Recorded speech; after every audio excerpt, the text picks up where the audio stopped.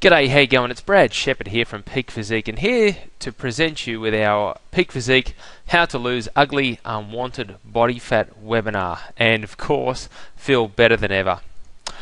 So first of all, I'd like to kick off the webinar with a few questions, and for those of you who are listening to this, if you choose to, you can take time just to pause the webinar whilst we're going through this, pause the recording, and take time to have a look at some of these questions. First question is number one. What are some of the things that you struggle with the most or find the most challenging in changing your body shape? So I'll repeat that question again. What are some of the things that you struggle with or some of the things that you find the most challenging in the attempt to change your body shape? So my advice to you would be to press pause, take a moment to pull out a pen and paper and write some of these things down. Ready, set, go. So assuming that you're back on, you've paused the recording and we're back on, I'm going to go straight into the second question. The second question is if you could wave the magic wand, what would your perfect regime look like? And when I say perfect regime, I refer to the nutrition side of it, the exercise side of it. How would it all blend together? What sort of support would you have? How many times a week would you exercise? How many nights a week would you drink alcohol? All that sort of stuff. So again, for the second part of it, pause the recording so you can have a go at this second exercise. Ready, set, go. And assuming that you're back with me, I'm going to go straight into the third question, and that would be for you to explain why, your reasons in point form, why you haven't done what you've said above yet. So in the second question, you went through what the perfect week would look like, how it would look and feel in terms of how many times you would exercise and what sort of foods you would eat. And now I want you to have a go at explaining why some of the reasons that you haven't quite done that yet. So ready, set, go. Pause the recording. And assuming you're back with me now, so if you've done that exercise to its fullest degree, I no doubt you've gone through the whole lot and you've got a bit of an insight in terms of what's going on for you at the moment. First of all, what are some of the things that you're struggling with? That's certainly what we're here about, is to give you some tips and some strategies on how to overcome those. Secondly, what we need to start engineering is how is the perfect week going to look? What's it going to mean for you? Now, for some people that could be exercising every day. For others it could be exercising 3 times a week. It really is not that important at the moment. What is important is the fact that we start looking towards the future. And of course, last but not least, in identifying some of the things that are going on for you and the reasons why you haven't been able to achieve the things that you set out. So we're certainly here to help you through all that tonight.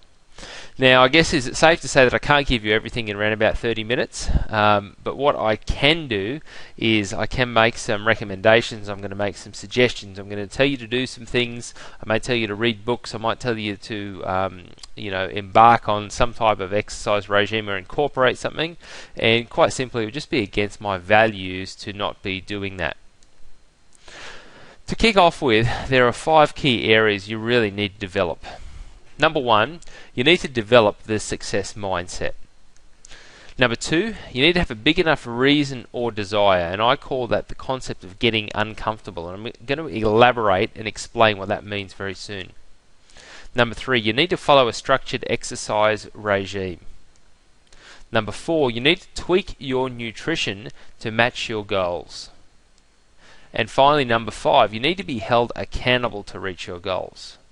And I guess the question is would it be safe to say that unless you're held accountable, unless you've got a reason to make things happen, it can be challenging.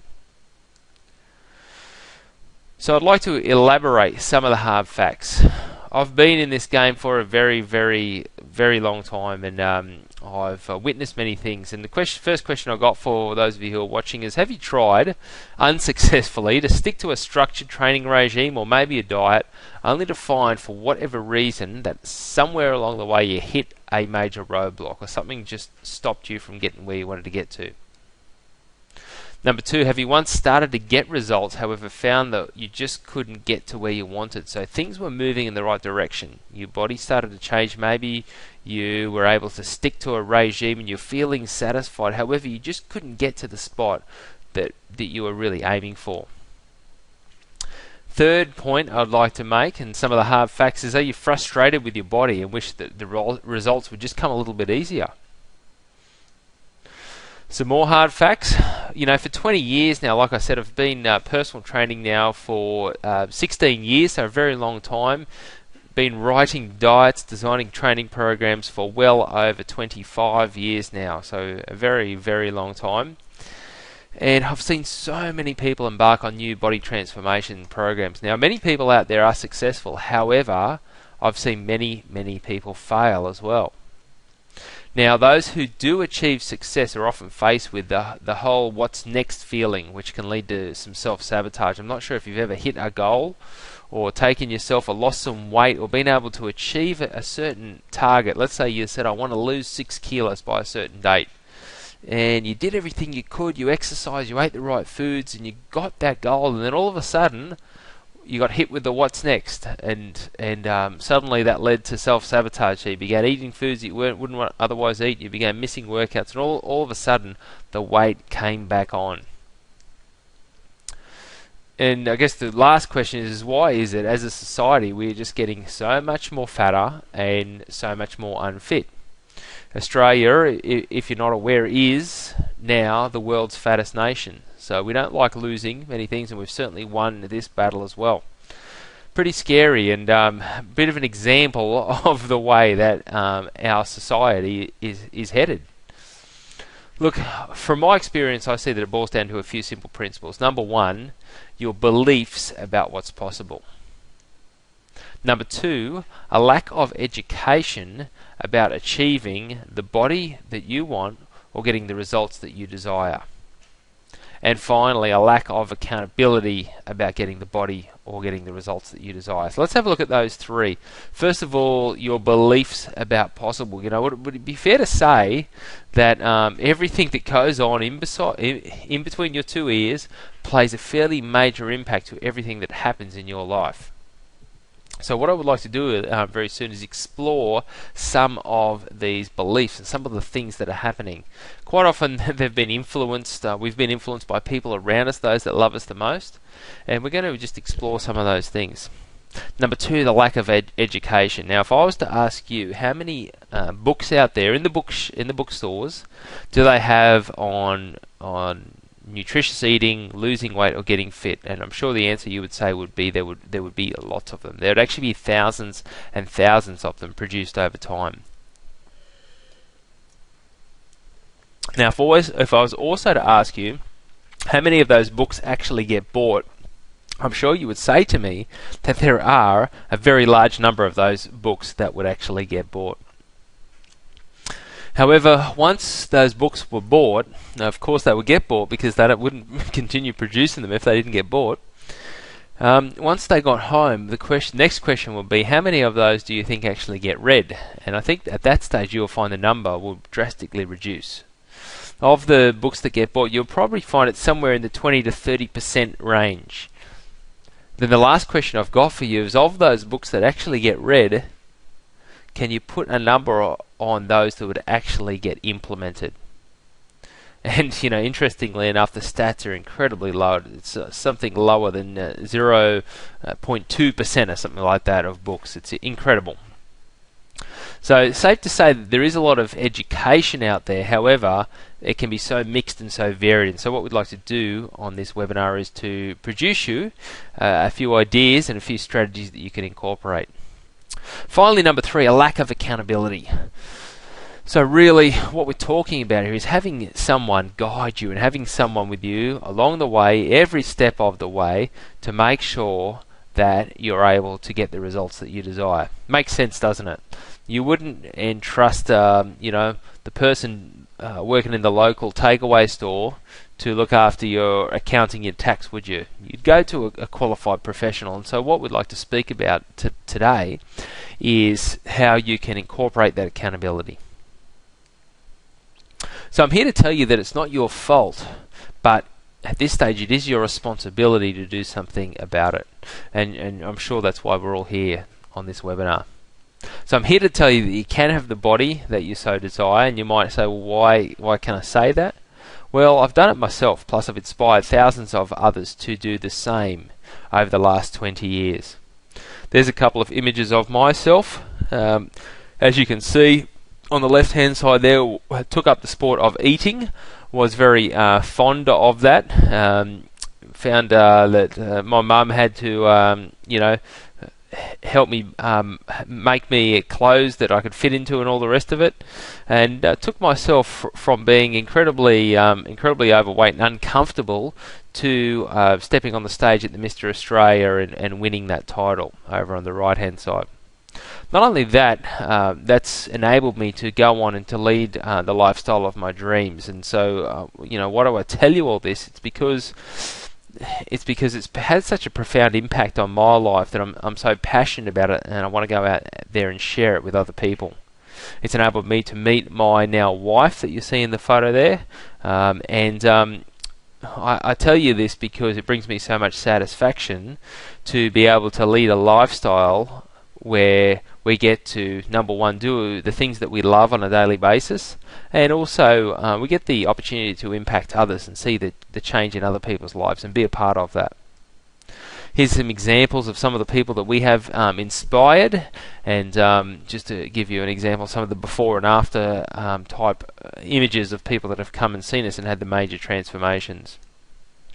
Many of you who are listening to this would have had some communication and some connection with Gudrun. Gudrun's lost over 32 kilos, and as you can see from the left-hand side of your screen, has majorly changed her life and her body shape. Now at the tender age of 57, is absolutely doing incredible, does amazing things that people in their 20s find incredibly challenging. Interestingly enough, Gudrun, and or more intimately call her Goody, didn't begin exercising until she was around about 50 years old. So here to tell you that it's never too late. So now it's your turn, and I guess my question is who's up for it? Because if you've been listening this far, I'm guessing that there's a reason why you're here, and I'd like to guide you through that process. So step number one, I call it develop the success mindset. And at this point in time, again, we'll go into the activity side of the webinar. So what are some of the common things that you hear? Comments people make, things people say, or possibly that voice inside your head about weight loss, dieting, and getting the body shape that you desire. So for you to make the best use of this program, my recommendation is for you to, in a moment when I tell you to hit the pause button, and pull out your pen and paper and get brainstorming. So start to think about what are some of the influential things that happen out there. Okay, ready to hit the pause button? Ready, set, go. And now I'm assuming that you're back with me. So I can tell you some of the common things that I've seen over the years. People say things like weight loss is, incredibly hard. People say that dieting is terrible, i.e., it's not it's not healthy. People say that when you want to lose weight, that you've got to give up your social life. People will influence you and say that you've got to give up the foods that you love. And there'd be so many things out there. You've got to get out there and exercise umpteen hours per day. Well, when you hear all this stuff, what can start to happen? It can start to conjure up in your mind certain things. It can start to put some resistance and start to put some roadblocks in there. And I guess at that point, my question is with all this conflicting information out there, and you've got so many people who are putting these words into you and these influential parts to you, is it any wonder why so many people struggle to lose weight or to gain the body you really desire? And at this point, it's paramount, I would suggest to you, what are you going to do in response to that? So my suggestion is you can take that information that people put inside your head on board. On the flip side, you can choose to take control of the situation and make some decisions. Now, I'm not going to sit here and tell you that achieving the body shape that you desire is going to require no effort at all. It's definitely going to require some energy. It's going to definitely require some effort, and it's definitely going to require some type of investment. Quite often that could be financially, and quite often, most definitely, that can be in terms of your commitment.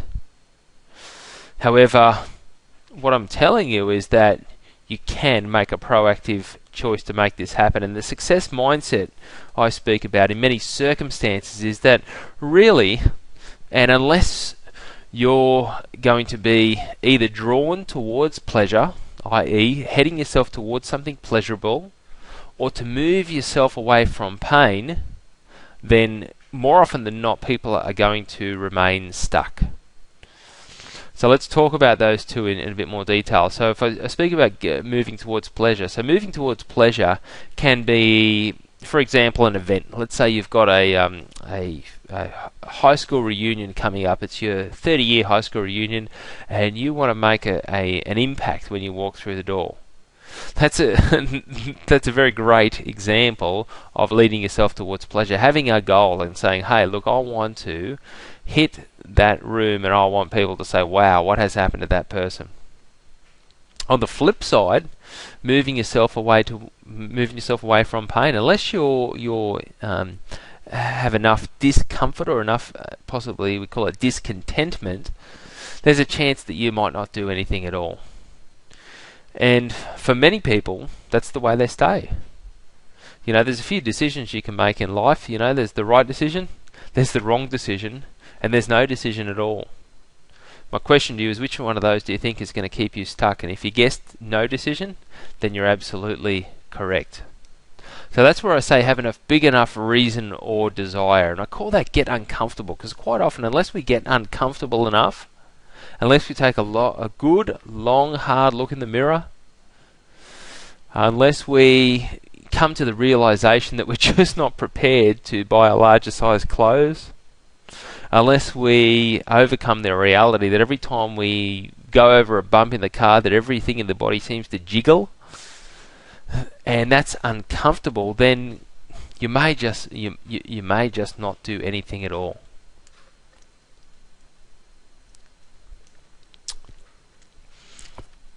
Point 2 is you need to be fit and strong at absolutely any age. What that means is you need to structure your training program, and my advice is you do this via baby steps. If you're a bit unfamiliar to regular exercise, then my advice is you just need to get going. You just need to make a start. You just need to take baby steps. You know, I'm a big advocate of physical exercise being the drug of choice. And those people that have been influenced by us, who hang around us long enough, will get to see that we incorporate it as part of our lifestyle.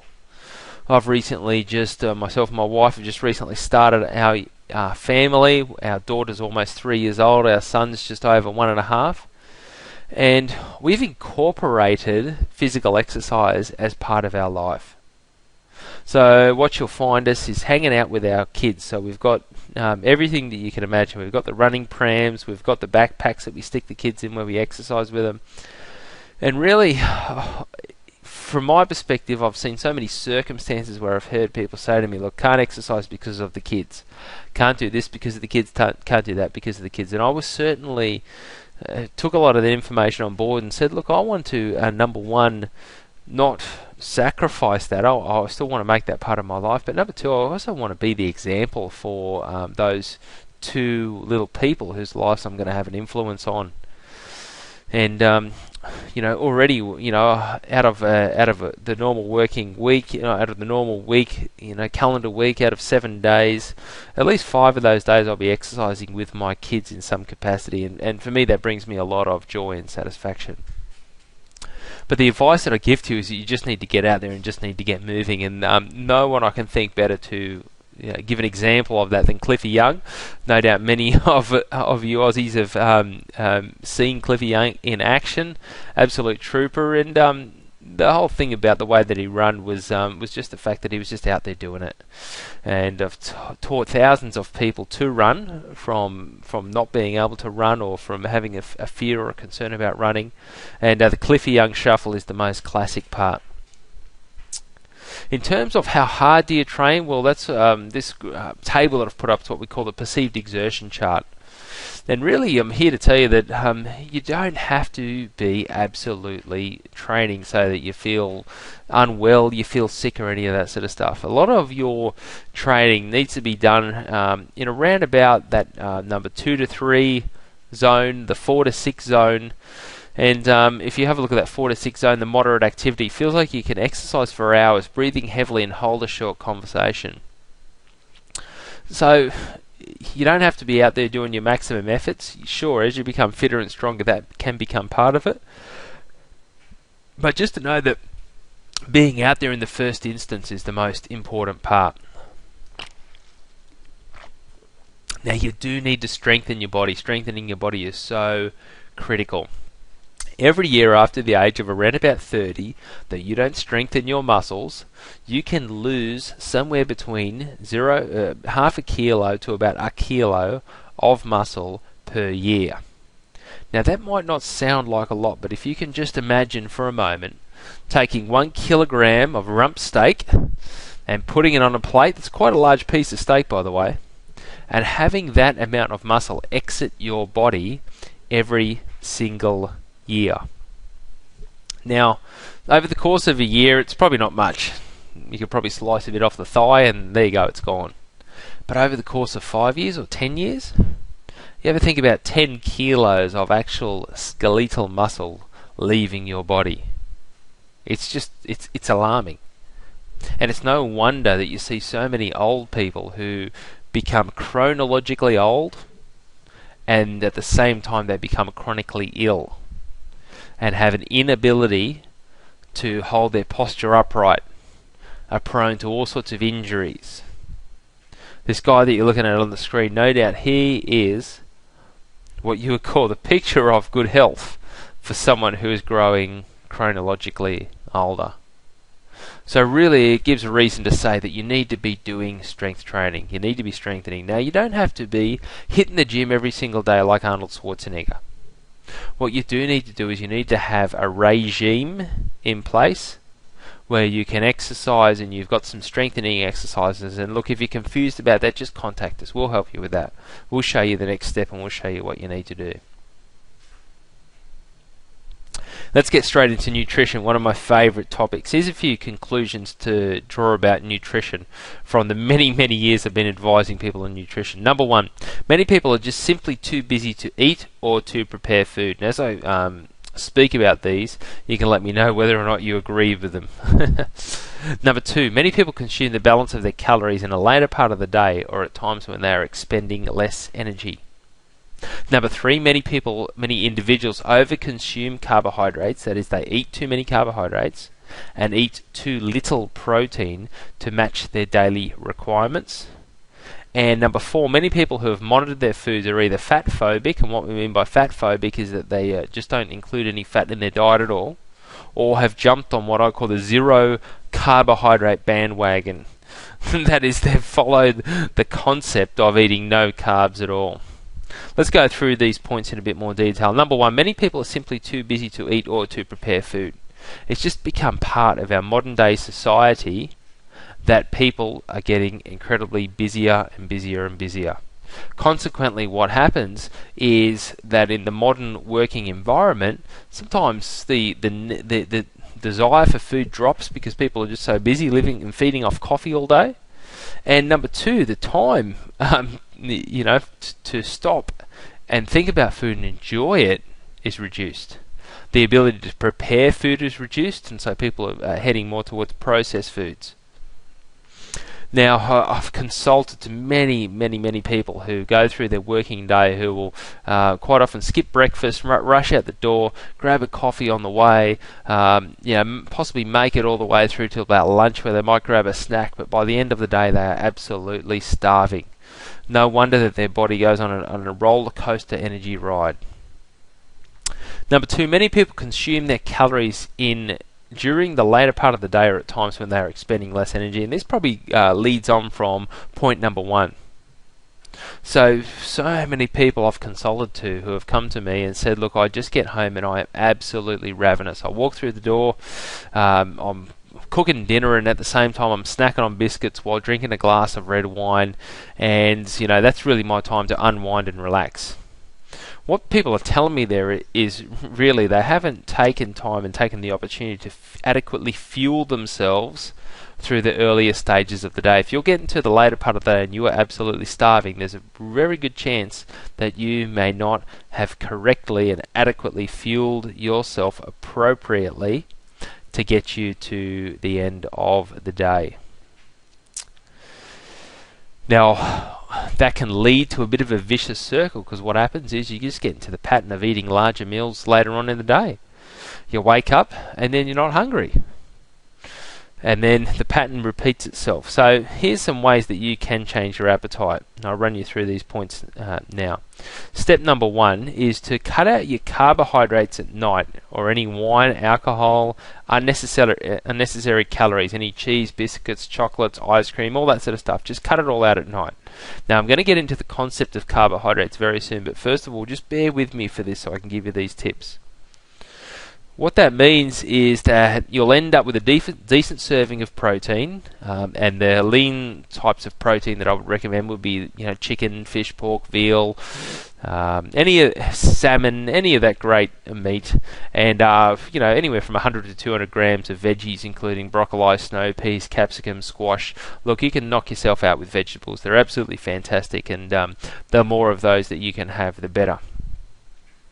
Step 3 is my advice then is to test and measure this reduction in evening in calories until you start waking up and desiring some nutrients in the morning. Now, if you're used to not eating in the morning, there's a good chance that after a couple of nights of this, what's going to happen is very slowly you're going to start to want to desire breakfast. You're going to be waking up and thinking, geez, I'm hungry, because you'd be missing out on all those calories at night. Step number 4 is you need to start introducing a satisfying and substantial breakfast. And here's a few examples for you.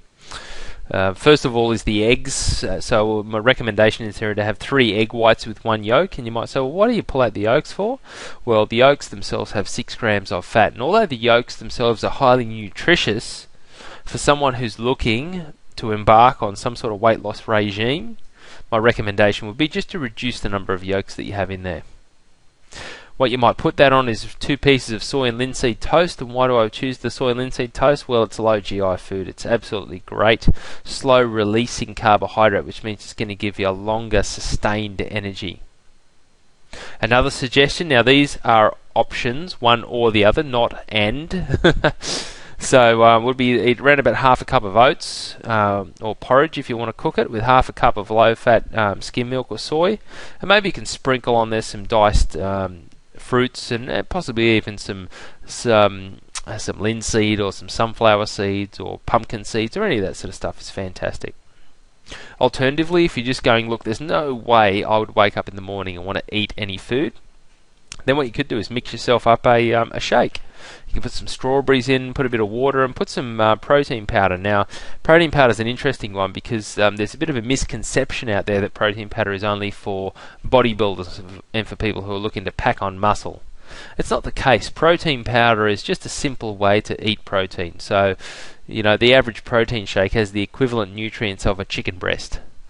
Now, for many people out there, cooking a chicken breast can be a bit inconvenient, and so therefore a scoop of protein powder can be ultra easy. So that's one way to do it. Or finally, another option is to have a couple of pieces of rye toast with some avocado and smoked salmon. That combination is one of my favourite because you've got your low glycemic index carbohydrates with your rye toast. You've got your quarter of your avocado, which is your good fats, and then you've got your 25 grams of smoked salmon. Beautiful combination. Next point is many individuals overconsume carbohydrates and eat too little protein to match their daily requirements. Now, if you walk into any convenience store, 7-Eleven, you name it, there's just an absolute onslaught of carbohydrates. There's chips, there's biscuits, there's chocolate, there's snacks, there's drinks. It's all carbohydrate based. Gatorade drinks, fizzy drinks, you name it, it's all there. Go over to the bakery and it's all carbs. Bread rolls, pastries, you name it. Carbs, carbs, carbs. They're just absolutely everywhere. They're so easy to eat, and I should add, so tasty as well. So what carbohydrates, let me tell you this, carbohydrates aren't the enemy. Anything you've heard about the zero carbohydrate bandwagon and all the rest of it, it's incorrect. You need carbs. You need carbohydrates to sustain your energy. However, the concern is, and what I've seen out there, is just many people overconsume them. That is, they eat too many of them. They especially eat them at times when they don't need them as much. So if you're getting home from work after a big day, and more often than not you're just putting your feet up in front of the couch watching a bit of TV and all that sort of stuff, you're really not expending any energy at all. So you really don't need that plate of pasta. So if you've heard people say, look, cut out your carbs at night, or don't eat any pasta with dinner, in many ways it makes sense. The thing I don't recommend is trying to cut out your carbs for the whole day, because you need your energy. On the flip side, with your protein can sometimes be a little bit more challenging. What I mean by that is that cooking a chicken breast can be a bit more tricky. Opening up a can of tuna can be a bit more tricky. Slicing off some turkey can be a bit more tricky. You see what I mean? So, consequently, what can happen is people can start to eat less protein than what they really need throughout the day. So definitely something to check in, and if you're confused about any of this sort of stuff, just contact us directly and we will be able to give you some advice and start to tailor an individualized program for you. Last point is, many people who monitor their foods are either what we call fat phobic or have jumped on that zero carbohydrate bandwagon. Now, fat phobic is very dangerous because in many circumstances out there in the supermarkets, fat phobic and zero fat or low fat can generally mean higher in something else, and that can mean higher in sugar, and it can mean higher in salt, it can mean higher in a whole bunch of things. Let me tell you, not all fat is bad. There's so many good fats out there. Avocados are great, nuts are great, oil that you eat in mackerel, salmon, etc. is just fantastic. So the more you can get of that, the better. The zero carbohydrate bandwagon, I think you're pretty clear on that one already. I'm not a fan of zero and low carbohydrate diets, but what I am a fan of is monitoring carbohydrate consumption to match your energy expenditure. So I guess we come to this point and you might ask, what's the next step for you? Well, you've got a couple of options that you can take. Well, if you heard that, that was incredibly loud.